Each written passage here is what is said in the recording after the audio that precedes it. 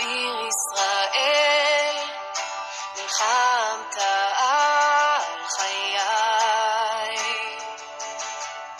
ביטלת כל שלטון, כל סמכות, כל שררה, כדי שאצעד בניצחון. ישוע אתה, אביר ישראל, נלחמת על חיי. ביטלת כל שלטון, כל סמכות, כל שררה, כדי שאצעד בניצחון. Shalom, amados príncipes y princesas de Yahweh, con ustedes Elsa Rivera, desde el área metropolitana de Monterrey, en el norte de México, bajo el ministerio profético Yahweh Elión.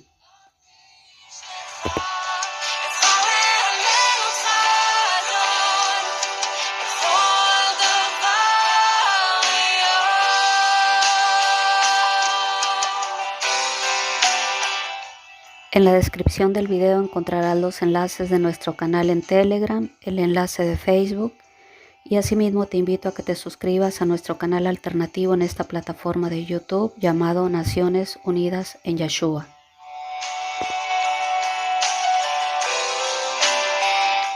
Hoy quiero compartir contigo un tema titulado El estafador. Te pido que por favor vayamos al libro de Primera de Corintios capítulo 6 del versículo 8 en adelante. Te leo con reverencia en el nombre de Yeshua y dice de la siguiente manera: Pero vosotros cometéis el agravio y defraudáis, y esto a los hermanos. ¿No sabéis que los injustos no heredarán el reino de Elohim?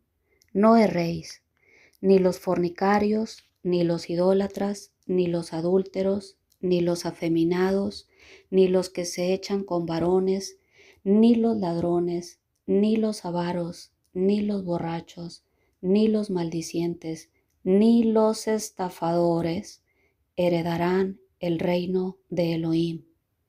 Y esto erais algunos, mas ya habéis sido lavados, ya habéis sido santificados, ya habéis sido justificados en el nombre de nuestro Adón Yeshua y a través del Ruach de nuestro Adón.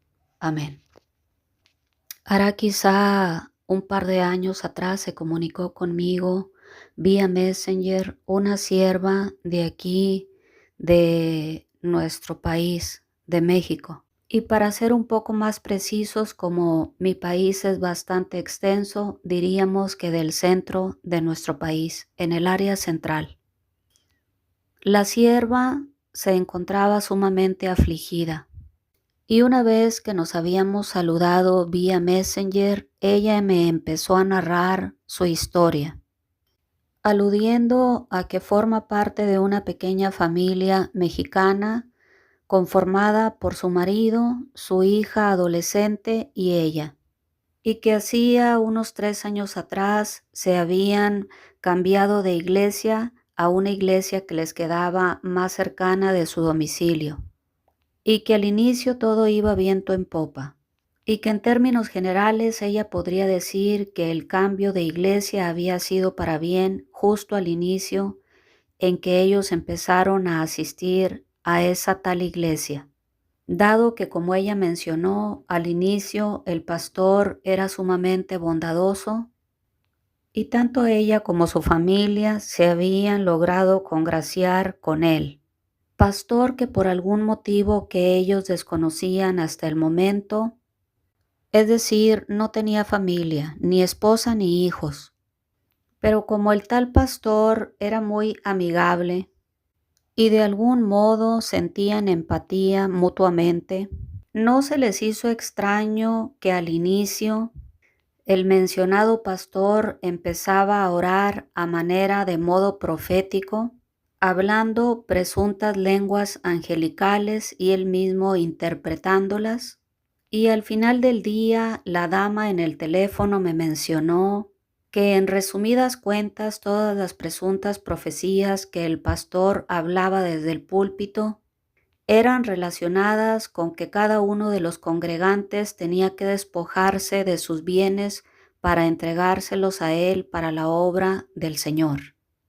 Y como desde el púlpito el tal pastor se mostraba siempre muy comprensivo y amigable con todos los feligreses, jamás sospecharon los miembros de la congregación que el tal varón, lejos de ser un pastor, más bien era un estafador profesional. Así que pasados los meses, las presuntas profecías que él daba desde el púlpito empezaron a subir de tono, porque en su origen, acorde a lo que la dama me platicó vía telefónica, el tal pastor les pedía a sus feligreses que se despojaran de sus bienes que llevaban consigo en aquel momento, tales como el reloj, como la cartera, como el cinturón o como los zapatos de piel que quizá llevase algún varón en aquel día en particular, cuando él empezaba a dar profecías desde el púlpito. Y como narraba la señora vía telefónica, en un inicio se les hizo esto de alguna manera natural, puesto que las presuntas peticiones que el Altísimo hacía a través del pastor eran de alguna manera artículos menores, es decir, de no muy alto precio, y que según ella comentó vía telefónica, los feligreses con gusto hasta los zapatos se quitaban para entregárselos al mentado pastor, quien resultó a la postre ser un estafador. Y así fueron transcurriendo los meses, y con el pasar del tiempo resultó que las peticiones que presuntamente Dios le hacía al tal pastor y que él presuntamente a través de la interpretación de lenguas les hacía saber en castellano puro a sus feligreses que ahora se tenían que despojar de sus cuentas bancarias, que pasaron de su origen de contar con 3 cifras hasta alcanzar cuantiosas cuentas bancarias de 4 y de 5 cifras. Y prosiguió narrando su historia la amada sierva vía Messenger, que como mayormente los feligreses pertenecían a una clase media o media alta, y el pastor en el día a día o presunto pastor se ganaba la confianza de sus feligreses siendo sumamente empático y amigable, hasta ahí todos los feligreses seguían sin sospechar que se trataba nada más y nada menos de un estafador. El tiempo transcurrió y le tocó la presunta profecía a la familia de la amada hermana que se estaba comunicando a este ministerio. Y ella vía telefónica empezó a llorar amargamente y me dijo: amada, ya no sabemos qué hacer aquí en mi casa. Un cierto día el presunto pastor, estando todos congregados en el templo, empezó con sus habituales profecías y el presunto don de lenguas y su presunta interpretación, a hablar desde el micrófono, desde el púlpito en donde se encontraba, dirigiéndose a mi esposo y pidiéndole la herencia que recién le acababa de entregar su padre, que había muerto hacía unos cuantos días. Esta herencia, amada, continuó la sierva, era toda la herencia que mi suegro había dejado a mi esposo. Estamos hablando de prácticamente todo el patrimonio de mis suegros. Me refiero a una propiedad aquí en el centro de la República Mexicana y a una cuenta bancaria de los ahorros que mis suegros habían logrado obtener durante su vida. Es decir, amada, continuó la sierva, estamos hablando de una cuenta de 5 cifras. Y debo admitir que mi esposo en un inicio se turbó. Recién acabábamos de llegar del notario público para firmar las escrituras de dicha propiedad, sumamente cuantiosa. Estamos hablando de 6 dígitos. Así que en los días subsecuentes, mi esposo y yo empezamos a conversar íntimamente acerca de la profecía que el tal pastor había dado desde el púlpito. Y las visitas del mencionado pastor a nuestro hogar, a nuestra casa, no se hicieron esperar. Él prácticamente venía de diario a nuestra casa para solicitarnos que fuésemos ante la notaría pública a entregarle y a donarle las escrituras de la propiedad que mi esposo recién había obtenido como herencia de su padre, al punto de que el tal pastor terminó convenciéndonos tanto a mi esposo como a mí de entregarle la propiedad a manera de donación, así como la cuenta bancaria que mi suegro le había dejado a mi esposo. Pero la historia, amada, no concluyó aquí, continuó la sierva, comentando vía Messenger.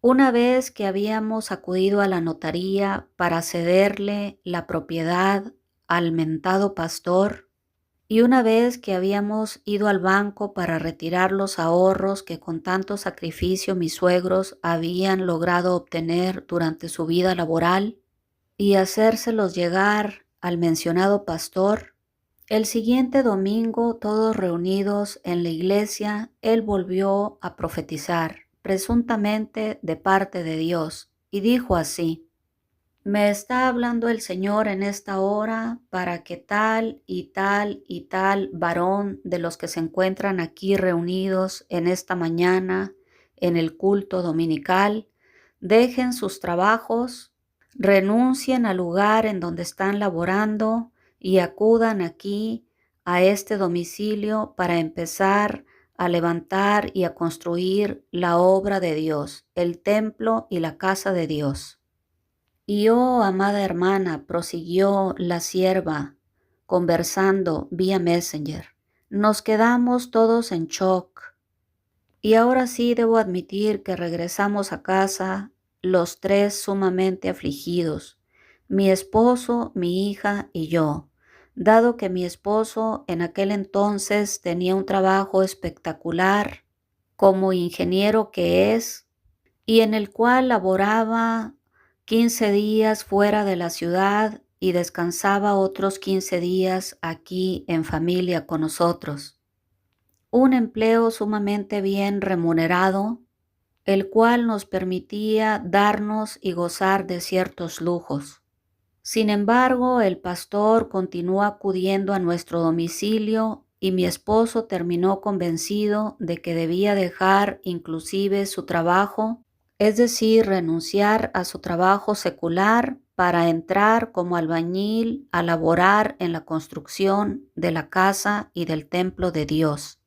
En un principio todos los varones que habían renunciado a sus empleos se encontraban sumamente gozosos, claro, porque cada uno de nosotros en las diferentes familias gozábamos de alguna manera de nuestros ahorros particulares.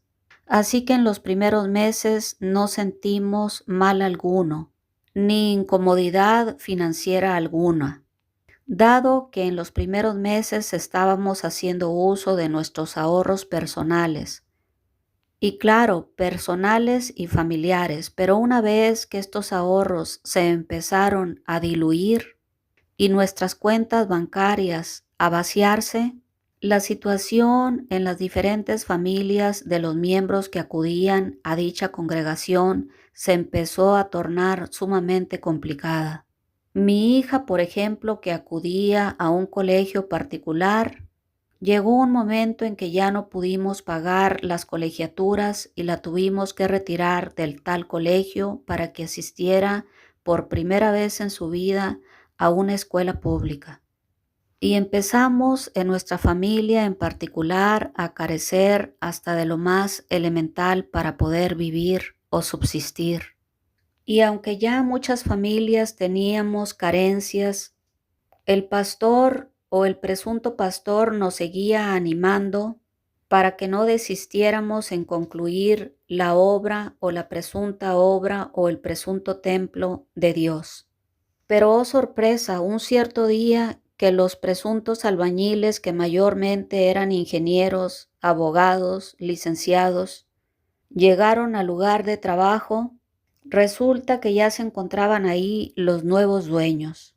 La situación ahora sí se tornó sumamente confusa.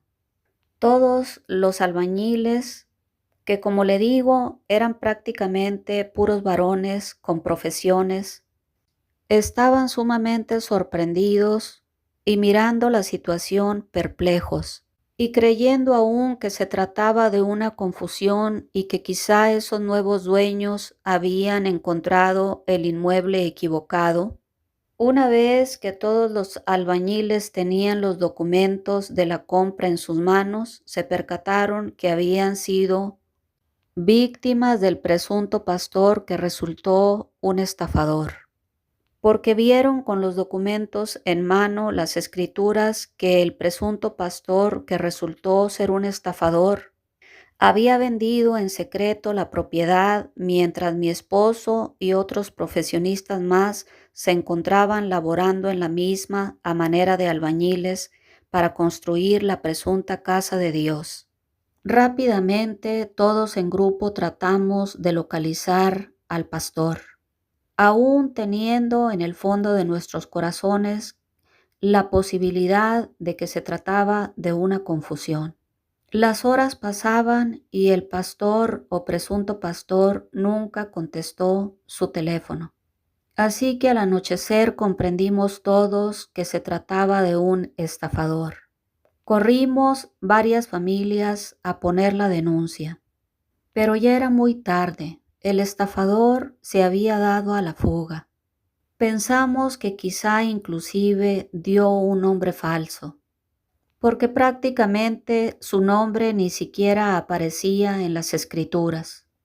Es decir, al momento que nosotros nos paramos en notaría para cederle o darle en donación el inmueble, herencia de mi suegro hacia mi esposo, él básicamente ya tenía los compradores y no figuraba en las tales escrituras, sino que ahora figuraban los nuevos dueños.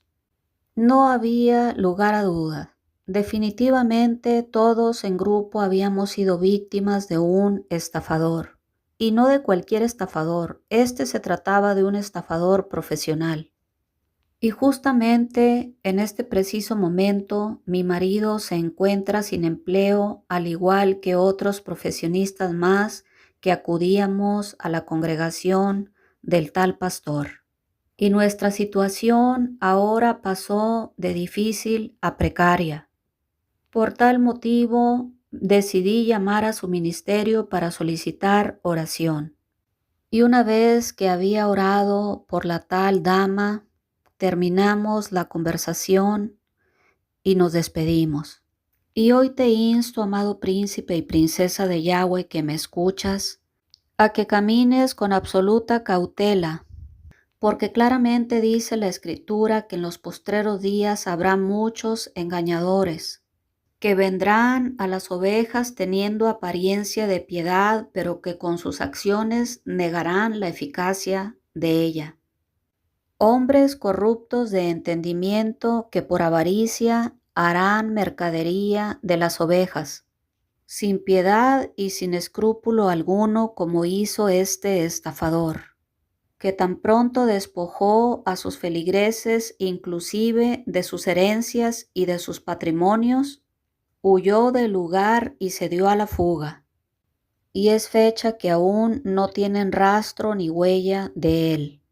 Es menester, amado príncipe y princesa de Yahweh, que caminemos íntegramente delante del Eterno y que examinemos todo. No podemos decirle a todo amén, ni podemos aceptar todas las cosas aun que se nos estén diciendo desde el púlpito.